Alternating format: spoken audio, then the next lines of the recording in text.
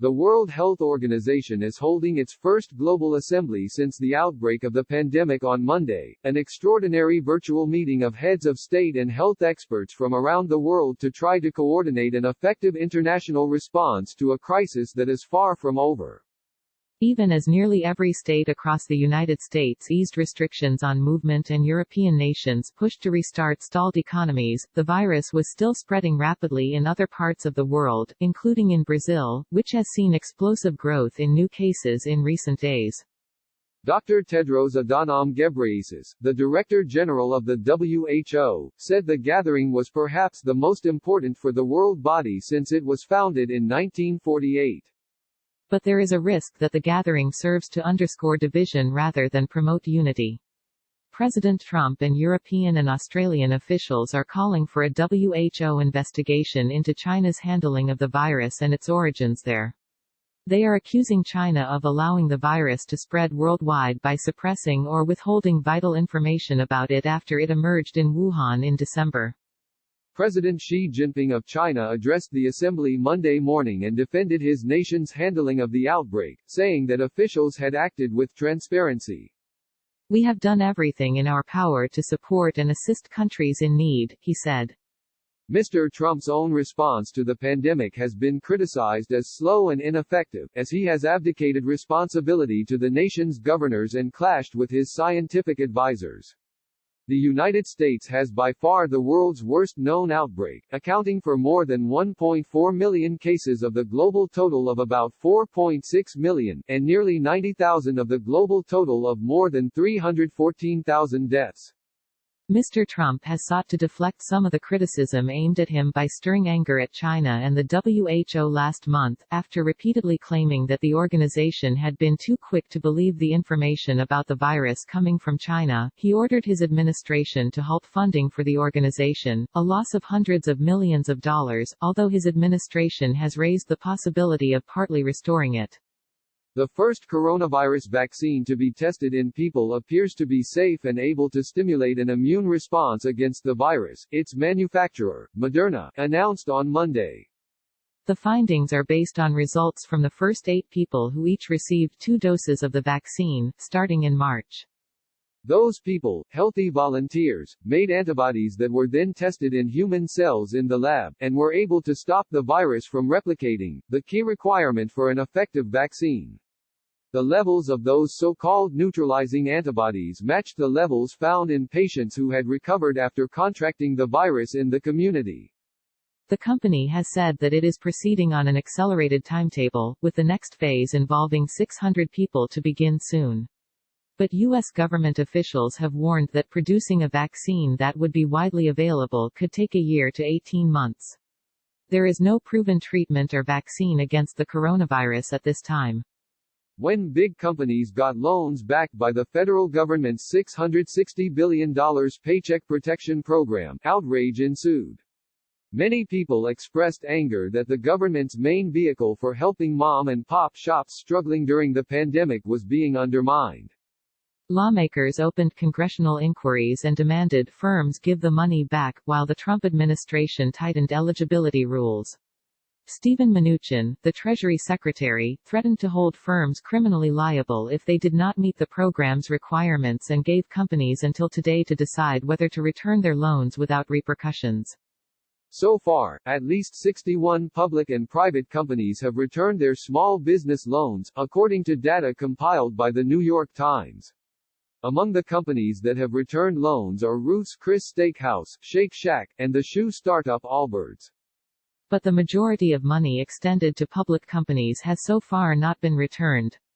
2 of those companies, Escalade, a sporting goods manufacturer in Evansville, Ill, and Real Networks, a Seattle software developer, both sought and received loans that they had determined they needed to pay employees and keep their operations afloat. Escalade got $5.6 million on April 14, Real Networks qualified for $2.9 million on April 24. But after the federal government scolded publicly traded companies for taking loans, they took different paths. Escalade returned the funds, hoping to avoid running afoul of new federal guidelines for the loans and betting states would loosen stay-at-home restrictions enough to restart operations. Real Networks kept its loan and says it will use it to bring workers back this week. Black and Latino business owners are struggling to get government assistance under the Paycheck Protection Program, a new survey has found, and many say they are on the brink of closing permanently. The survey, conducted by the Global Strategy Group for two equal rights organizations, Color of Change and Unidos US, included interviews with 500 business owners and 1,200 workers from April 30 to last Monday. Just 12% of the owners who applied for government-backed loans in the $650 billion program reported receiving what they had asked for, and nearly half of all owners said they anticipated having to permanently close in the next 6 months. By comparison, in a survey of small businesses by the Census Bureau from April 26 to May 2, 3/4 said they had asked for a loan and 38% of them said they had received one. The program was the first time some Black and Latino business owners had ever sought a bank loan. 2/3 of the respondents sought loans of under $50,000 through the government's aid program. Nearly half said they had to lay off at least some employees. Rashad Robinson, the president of Color of Change, said the survey showed that, if we don't get policies to protect these communities, we will lose a generation of Black and brown businesses, which will have deep impacts on our entire country's economy. As the new coronavirus continues to spread over the next months, and maybe even years, it could exact a heavy new toll in areas of the United States that have not yet seen major outbreaks but have high rates of diabetes, obesity, high blood pressure and other chronic health conditions. Large parts of the South and Appalachia are especially vulnerable, according to a health risk index created for the New York Times by Policy Map, a company that analyzes local health data. The index for the first time identifies counties with high rates of the underlying conditions that increase residents' risk of becoming severely ill if they are infected with the coronavirus. Even in lower-risk counties, a significant proportion of the population is living with these conditions. Public health experts warn that these areas may not be adequately prepared for new waves of infection, even as some have lifted restrictions meant to curb the spread of the virus. Places that have not seen a lot of infection yet should be thinking about what infection is going to mean once they have an outbreak there, said Michaela E. Martinez, a professor at Columbia University's Mailman School of Public Health.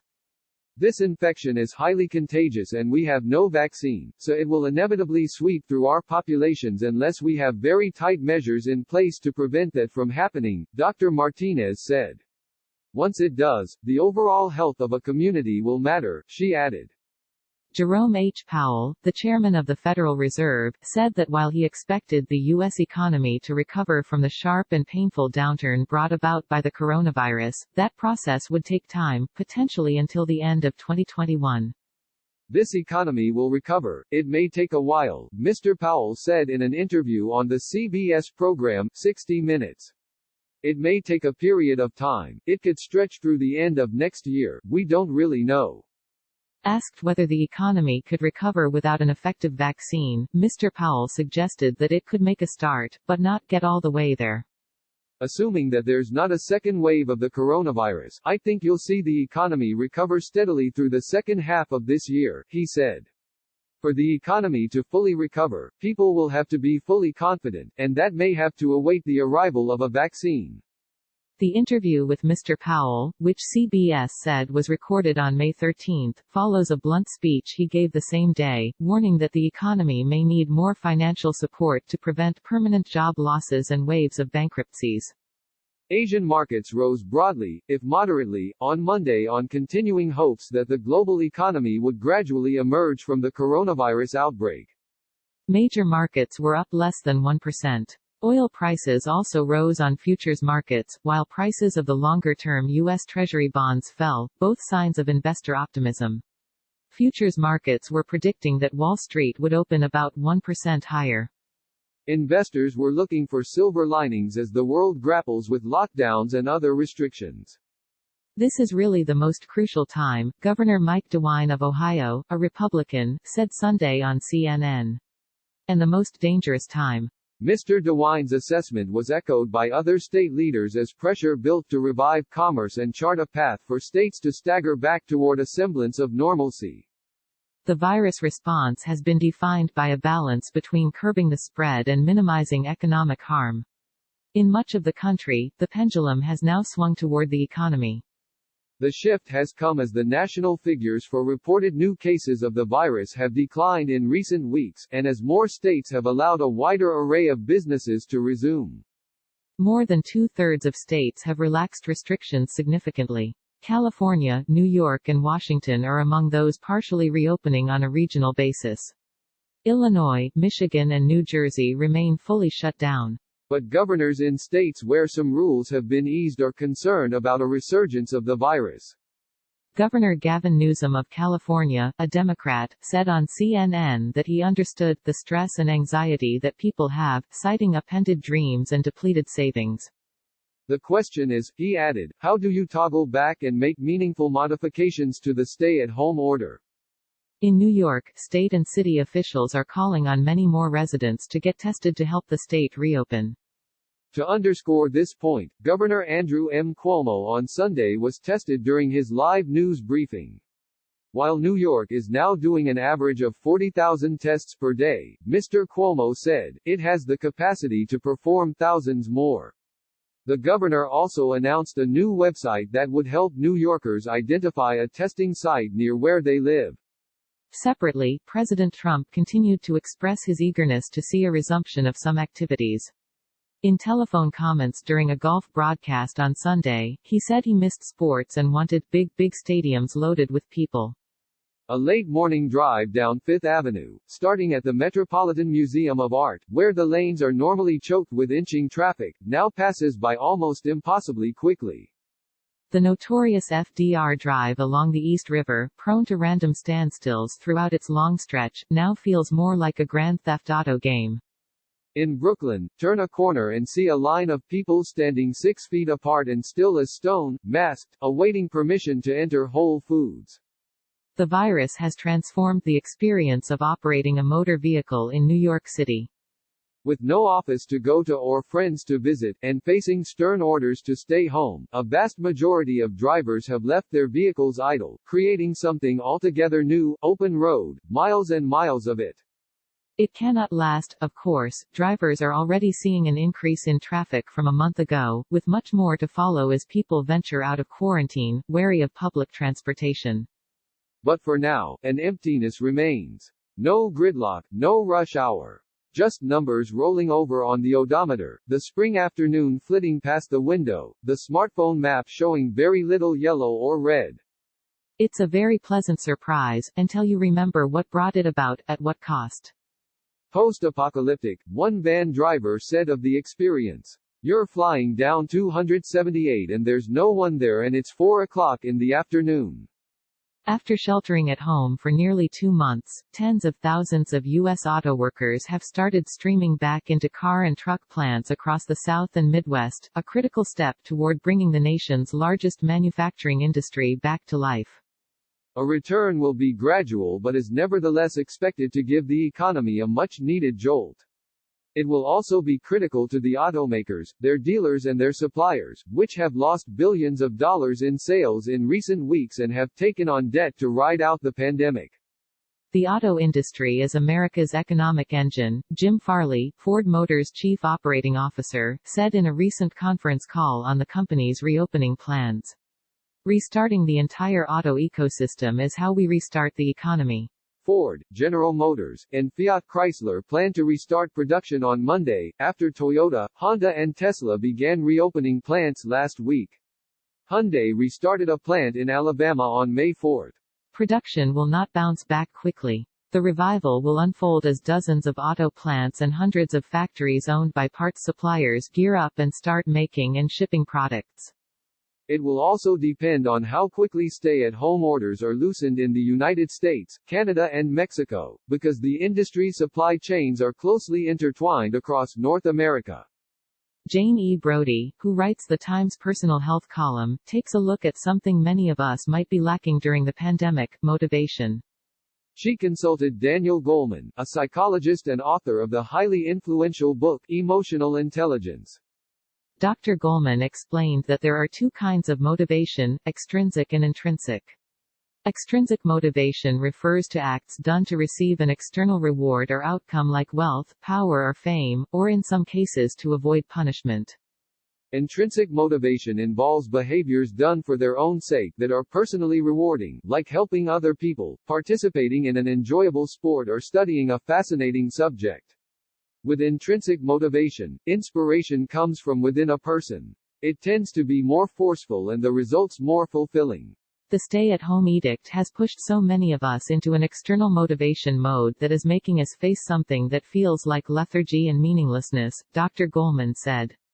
At the same time, he added, it's a ripe opportunity to think about what really matters to us. Doing what's meaningful, acting on what really matters to a person, is the antidote to burnout, said Dr. Goleman. He suggests to those who are feeling bereft of motivation, face what's happening. What does it mean to me? What really matters to me now? Is there a way I can act upon what's meaningful to me? Parents can help children use the stress of coronavirus shutdowns as an opportunity for growth, experts say.